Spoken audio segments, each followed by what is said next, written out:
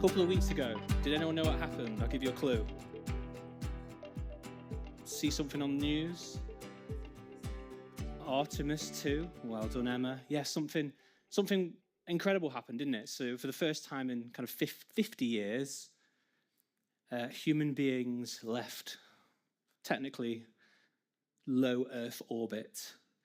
And Artemis 2, if you've not seen the pictures, do check it out. It's incredible. And some of the things some of the astronauts are saying now is just like, they're just praising God about how wonderful it was to have that perspective, right? To look at Earth in such a unique way. And Artemis 2, so a couple of weeks ago, it lifted off from Kennedy Space Station in Florida. And 4 astronauts were kind of strapped to this capsule, and they were fired on this enormous rocket, and they were sent on a 10-day journey around the moon and back. Would anyone like to do that one day? I wouldn't. Terrifying. There's a hand at the back. The cameraman would like to do that. And this is the furthest any human beings have travelled from Earth, like I say, in about 50 or so years. And so, check it out if you've not seen it. Some really wonderful pictures that they took. And in the media, the phrase that they're using, they're referring to this as a space mission. And that's a key word for us today. Mission. It's one of those words that I think we do use quite a lot of the time. Not just in the church. Companies have mission statements, right? Armies go on missions. Tom Cruise, yeah? He knows a bit about missions. He's accepted more than he probably should have. I think he's finished actually now. I think the last film is done. But that word mission, it has a bit of a theological root. It comes from a Latin term, missio, which just means sending, okay? And so long before NASA came along and lit a rocket, long before all of that, we need to realize that God was the first to go on mission, okay? He's been on mission since the beginning of time.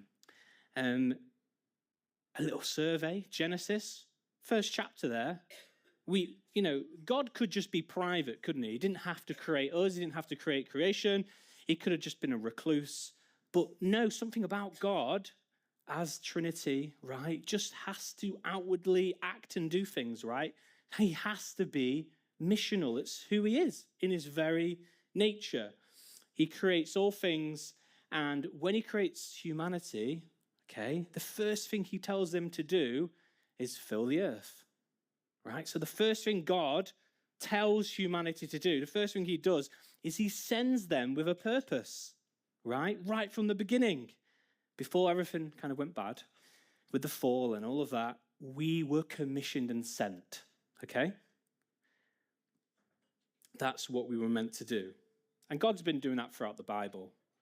You will know, we already heard some of the stories.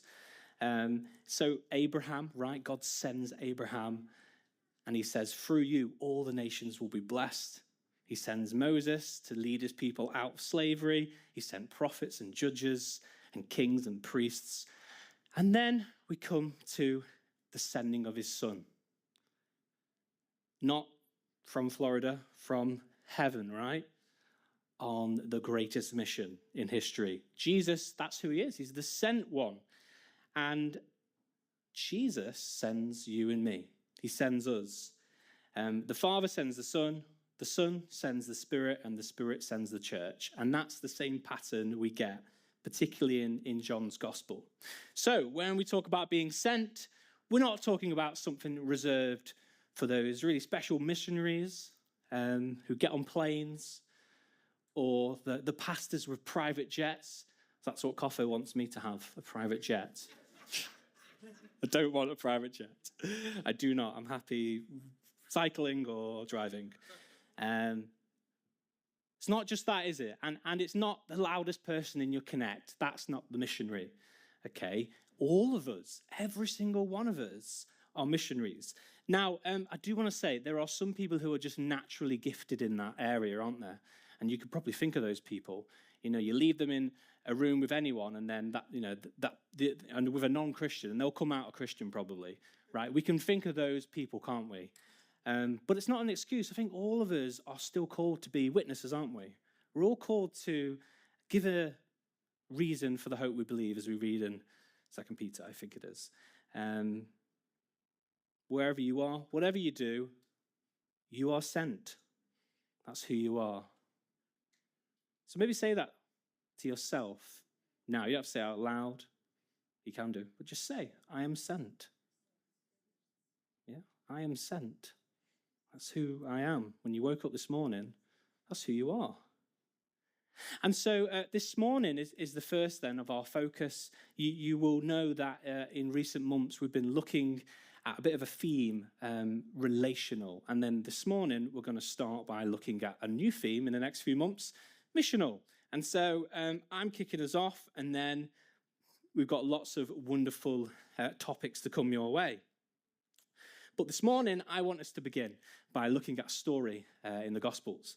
So if you'd like to turn to the Gospel of Luke and chapter 10, that's where we'll be. And I won't be going anywhere else. We're just going to stay there. And so as we read it, and really as we read any portion of Scripture, it's always good, isn't it, just to stop and go, God, Holy Spirit, please speak to me.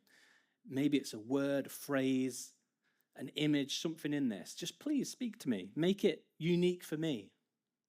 So let's read. So Luke 10. After this, the Lord appointed 72 others. Now, your translation might say 70, depends on your translation, we won't go into that. Your manuscript tradition, we won't go into that. But 72, 70. I'll be saying 72. And he sent them on ahead of him in pairs to every town and place where he himself intended to go. He said to them, the harvest is plentiful, but the laborers are few. Therefore, ask the Lord of the harvest to send out laborers into the harvest. Go on your way. See, I'm sending you out like lambs in the midst of wolves. Carry no purse, no bag, no sandals, and greet no one on the road. Whatever house you enter, first say, peace to this house. And if anyone is there who shares in peace, your peace will rest on that person. But if not, it will return to you. Remain in the same house, eating and drinking whatever they provide, for the laborer deserves to be paid. Do not move about from house to house. Whenever you enter a town and its people welcome you, eat what is set before you. Cure the sick who are there and say to them, the kingdom of God has come near to you.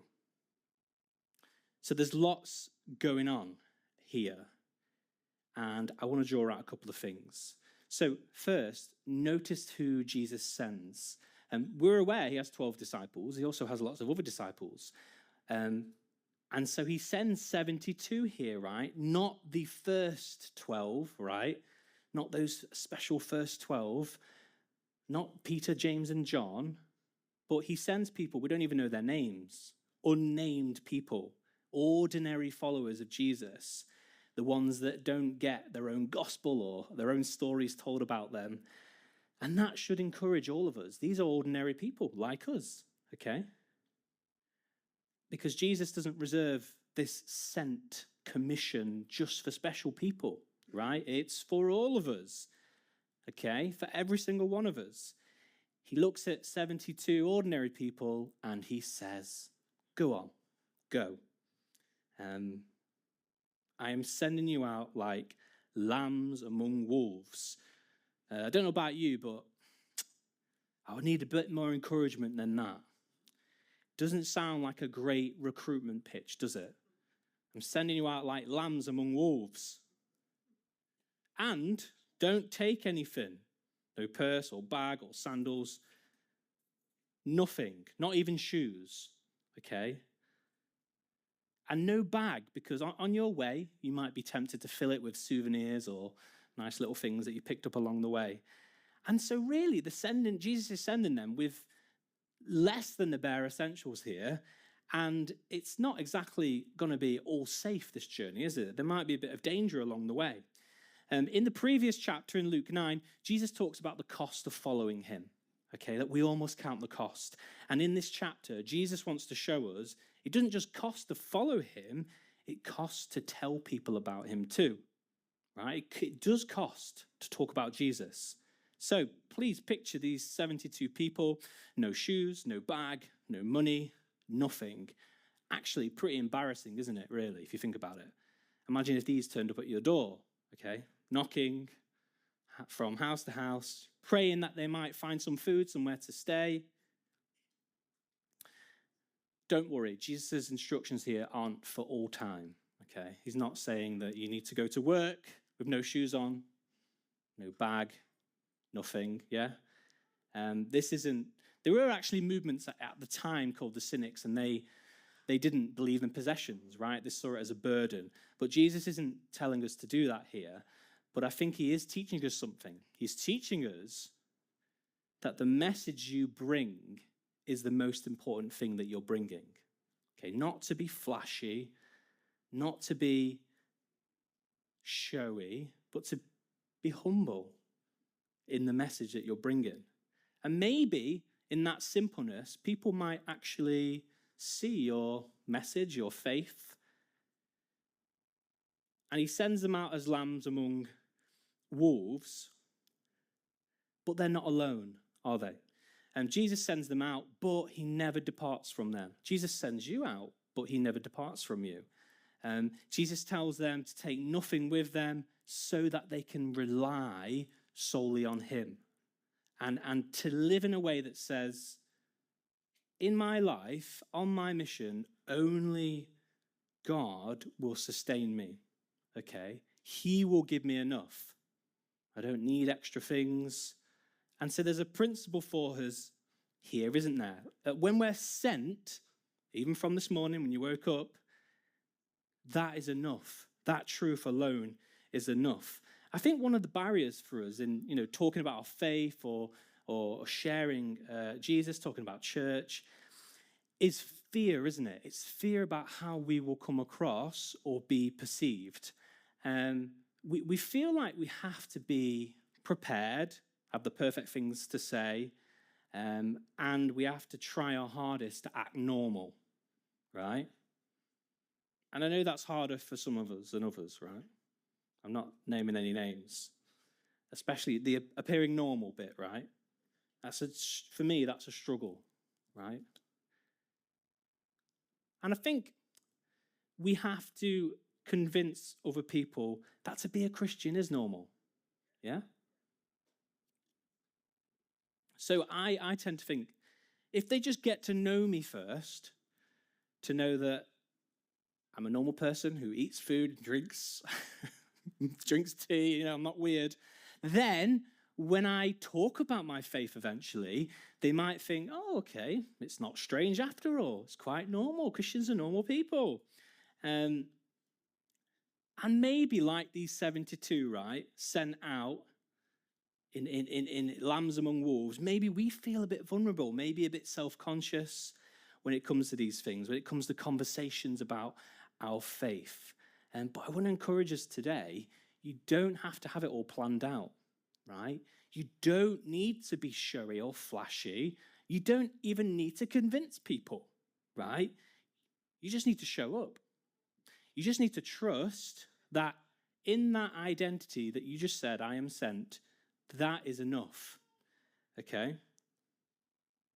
And we have to obviously be rooted, totally dependent on him in all of this.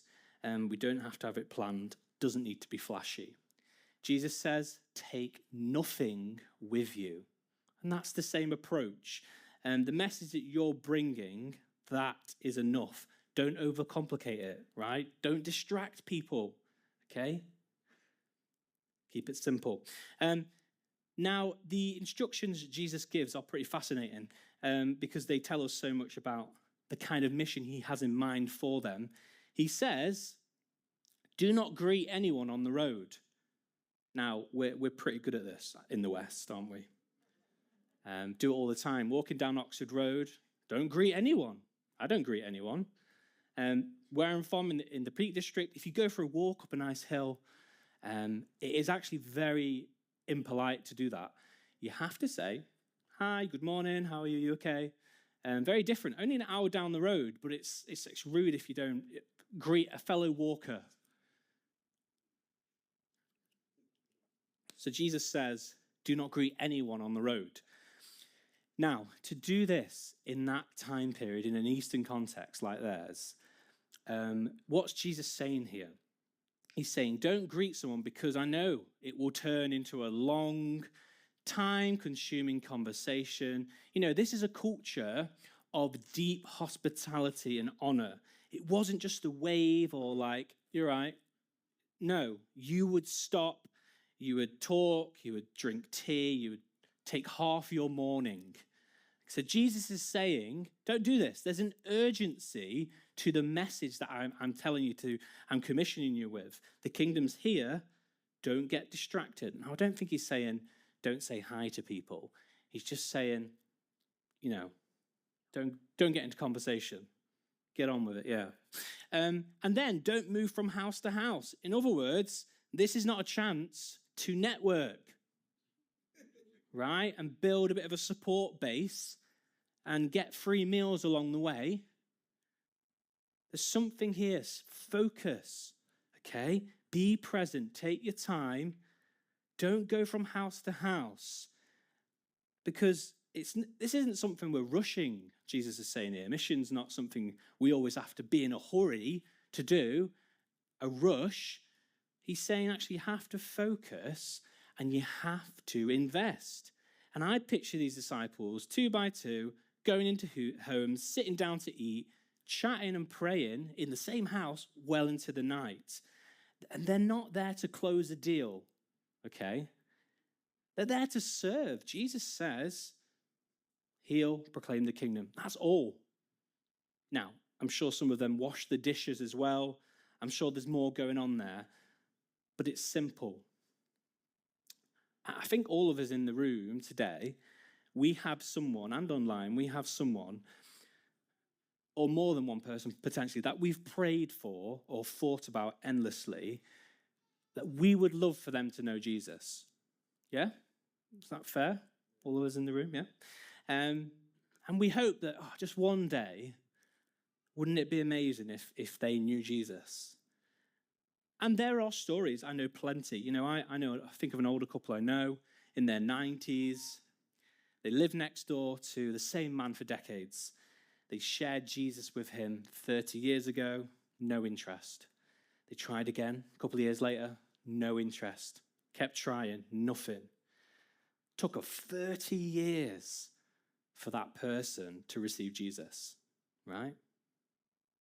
There are these stories out there, great stories, but sometimes these stories are ones that show us it takes time. These things take time. It means being patient, it means persevering, and not giving up after one awkward conversation. So if that's you, please don't give up. Keep praying, keep hoping, keep persevering, keep being faithful, keep being present. And notice Jesus says, when you enter a house, first say, peace to this house. He doesn't say, turn or burn, right? Repent. It's something interesting, isn't it, about this blessing. Jesus says, when you come to these people, bless them, right? Peace to this house, the word shalom, right? It's a big word. Wholeness, flourishing, the way things should be. So before the 72 even arrive, before they do anything, they're here to bring a blessing. And they can carry and bring God's peace, God's shalom into the room. And then Jesus says, next step, if they welcome you in, eat what they give you, drink what they offer you, and stay, be present. Now, I don't want to go into this too much because I don't think he's talking about what your meal preferences are or anything like that. Or we're not going to go into that. But I think there is something there potentially, isn't there, about it's honoring to eat what people give you in those circumstances. Because sometimes being sent looks a lot like receiving, not just giving, right? You're there to receive. Someone sets a nice table for you, prepares food, you're there receiving. And so I want us to put this all together, because what have we got? We've got food, we've got the proclamation of the kingdom, we've got healing, we've got peace, people coming together. It's basically church, right? Jesus sends the 72 out to the people. And when he does that, he sends the church out. And, it's inviting people to church on a Sunday. Of course, it's wonderful. But in the meantime, we could bring church to them, right? Think of all the elements that's here. It's basically church in their home. It's a house church. Now, the big part of being sent is that it doesn't always go well, does it? Jesus knows this. He knows it firsthand. In Luke chapter 4, at the start of his earthly ministry, he decided, I'm going to go and visit my hometown, Nazareth. And some of us know how that ended. He nearly got thrown off a cliff. So it wasn't the homecoming that Jesus had in mind. So what do we do with this kind of disappointment, okay? As the prophet Taylor Swift teaches us, shake it off, right? Shake it off. That's Jesus' advice to the 72. Shake the dust off from your feet. That's what he says to the 72. This was a powerful symbolic act. Jews would often shake the dust off their feet when they would travel through Gentile territory, since even the soil was considered to be impure, right? Defiling. It's a bit like our kind of modern expression of that's no skin off my back. Are we familiar with that? That's no skin off my back. In other words, that's your choice, but I'm not taking any responsibility in it for that choice. Shaking the dust off your feet means refusing to carry rejection as a personal failure, okay? And refusing to keep pushing a door that's already closed. That's what it means here. And as we've said before, we don't give up on people, keep praying for them, but we should let go of the need to make them respond, right? Something we can't control. But notice what Jesus adds. Yet be sure of this, even if you have to do that, the kingdom of God has come near. Even when the message is rejected, the kingdom's still come near. You can't undo that. The seed's been planted, whether you like it or not. And then we come to a very extraordinary moment here. Verse 17. The 72 return. So they've come back, haven't they, from this experience of being sent. And they returned with joy, saying, Lord, in your name, even the demons submit to us. He said to them, I watched Satan fall from heaven like a flash of lightning. What do we make of that? The 72 come back absolutely buzzing, absolutely ecstatic. And you can imagine them, right? Jesus told them to do these things and it actually happened. Right? They're laughing in disbelief that even demons are now taking orders from them, ordinary people. And Jesus says, well, as all that was happening, do you know what's funny? I was watching Satan topple as fast as lightning hits the earth. Okay? In other words, if the demons are now submissive to you, and if Jesus, the Messiah, has arrived, then the master of these demons, Satan, has fallen. Okay? And here is something we sometimes forget. There is a very real supernatural and cosmic dimension to mission, right? As something takes place on earth, it is reflected in the heavenly realm. And sharing Jesus and extending his kingdom doesn't just impact earthly things and individuals, right? We are dismantling and provoking those forces of darkness. It's very real. What we sometimes see, just having a little petty conversation maybe with someone on the street at work about church. Don't think anything of it. But actually, Jesus, when he sees this happening, he sees a blow to the forces of evil. We just think a casual conversation. Jesus says, no, as this is happening, this is what's actually happening here, right? Realities we can't see. Now, love this topic, when it comes to the work of the enemy. I mean, we've already talked about him today, right? I think there's always two types of Christians. Okay, you ready? There's all wrong and there's all right. No. So in your conversations, I'm sure, we talk about the devil, the enemy, how he works in our lives. Some Christians think, no, that's just kind of like expressive language. That's just a way of describing maybe things in the world, oppressive systems, right? And then the other type of Christian is those who attribute everything bad to the enemy, right? So picture, you're planning this amazing barbecue. You invite all your friends and family over. It's going to be amazing. And then it rains. And those pesky demons have sent rain to fall, right? So there's two types of Christians there, right? I think there's a nice, healthy middle ground, okay? We should recognize a spiritual battle is taking place, even if we can't see it all and even if we don't know all the details. So if you picture a war, the soldiers on the front line don't know the whole picture. They don't know the whole war. They don't know everything that's going on. But they do know that there is a war going on, even though they can't see the big picture.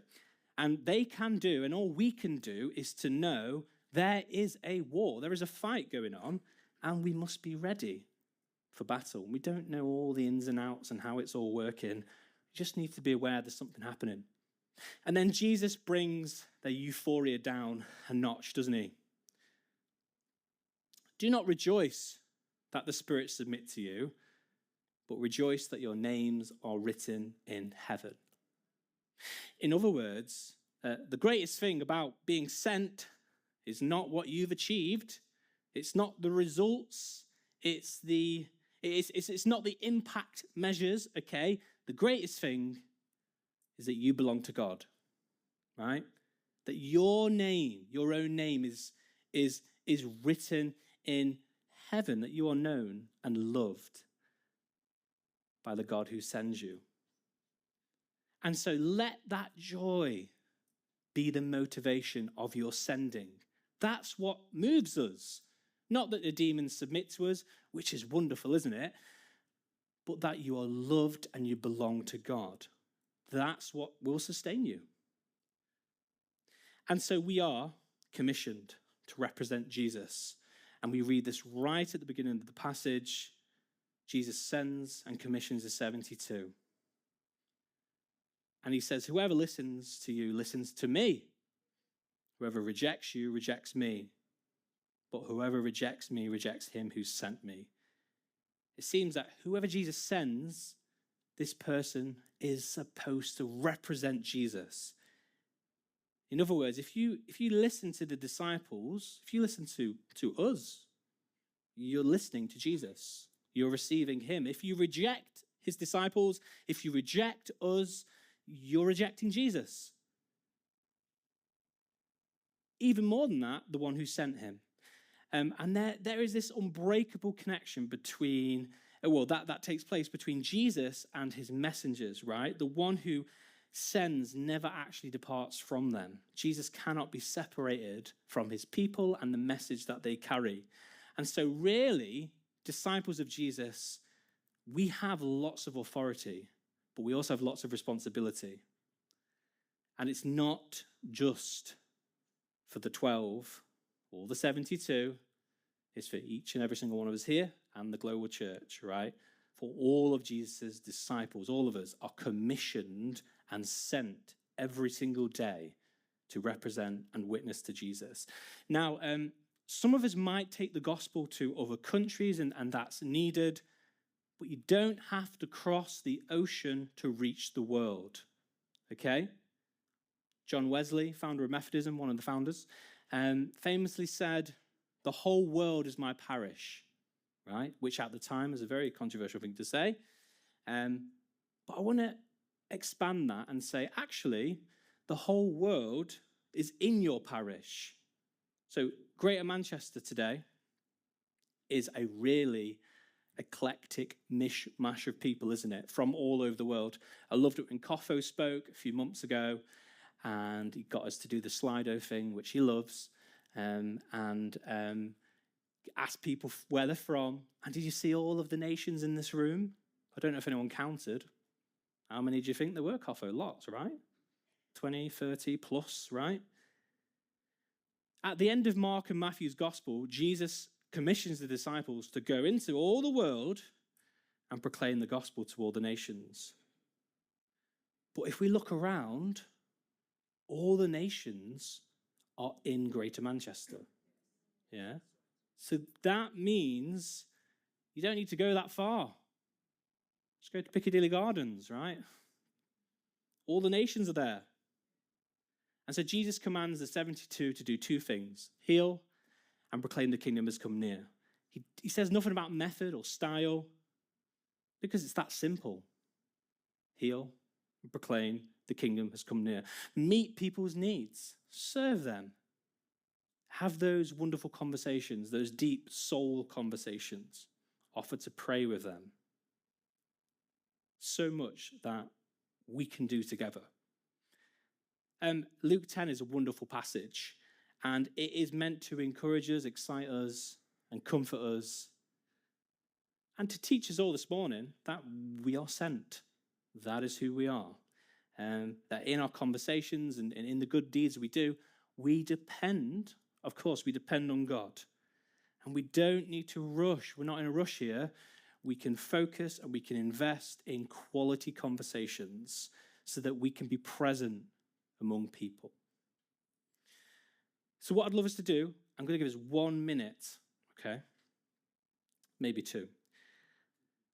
I'd love us with the people around us just to quickly, you don't have to name someone, you can name a sphere that you're in, a sphere of influence, okay? Your workplace, whatever it is, your university, or a person. Each person share something, and then just pray together. Pray that God will give us those opportunities in those places with those people this week and beyond. So let's do that. Let's grab 2 or 3 people. Declare, what is your sphere of influence? Could be your workplace, university. You could simply just have someone on your heart that you'd love to pray for. And then pray together that God will give us those opportunities.